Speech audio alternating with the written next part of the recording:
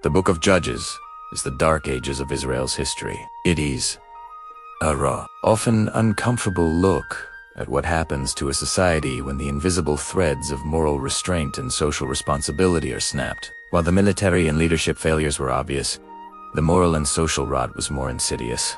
It turned neighbors into enemies and sanctuary into danger. Here is the story of a nation losing its soul. 1. The breakdown of the family. Abimelech's ambition. Social failure usually starts with the collapse of the most basic unit, the family. Gideon had been a hero, but his death left a vacuum. His son, Abimelech, born to a concubine in Shechem, decided that brotherhood was an obstacle to power. He didn't want to lead. He wanted to rule. He hired a group of worthless scoundrels and murdered 70% of his half-brothers on a single stone. This act of fratricide was a chilling signal that the social contract of Israel based on tribal family ties was dead. Abimelech went to his father's house in Ophrah, and there, on one stone,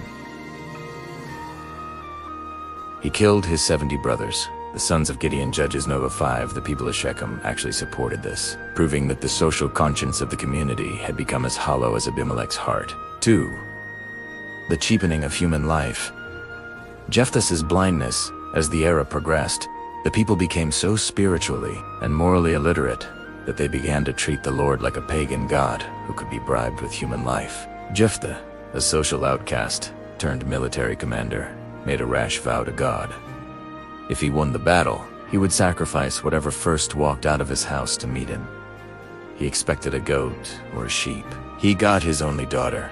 When Jephthah reached his home in Mizpah, there was his daughter coming out to meet him, dancing and playing the tambourine. She was his only child.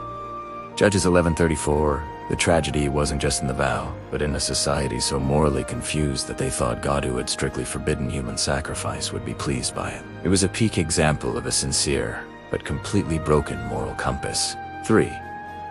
The cult of individualism. Samson si 4 and I.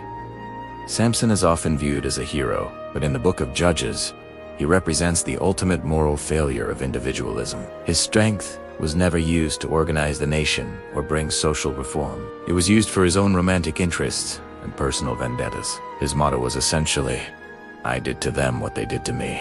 This eye for an eye mentality, devoid of any higher justice or national purpose, led to a social cycle of violence, so I killed them to pay them back for what they did to me. Judges 15:11. When taliteres. Only moral standard is what feels good or who hurt me lately.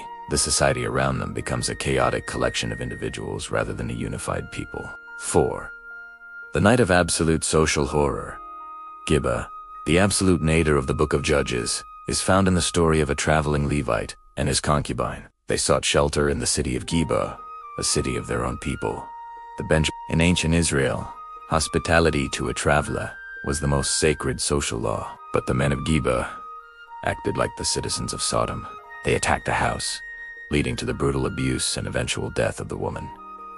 This wasn't just a crime. It was a total social collapse. The safe cities of Israel had become more dangerous than the wilderness. They were enjoying themselves when some of the men of the city, a miserable lot, surrounded the house and began beating on the door. Judges 19:22-5. Civil war and the final verdict. The social failure reached its climax in a genocidal civil war. The other tribes were so horrified by the crime at Gibeah that they turned on the tribe of Benjamin. Thousands were killed, and an entire tribe was nearly wiped off the face of the earth. The people realized too late that their justice was just as bloody as the crime they were punishing. They ended the book in tears, trying to kidnap women from other cities to keep the tribe of Benjamin from going extinct. The book leaves us with a final, somber diagnosis of this moral and social anarchy.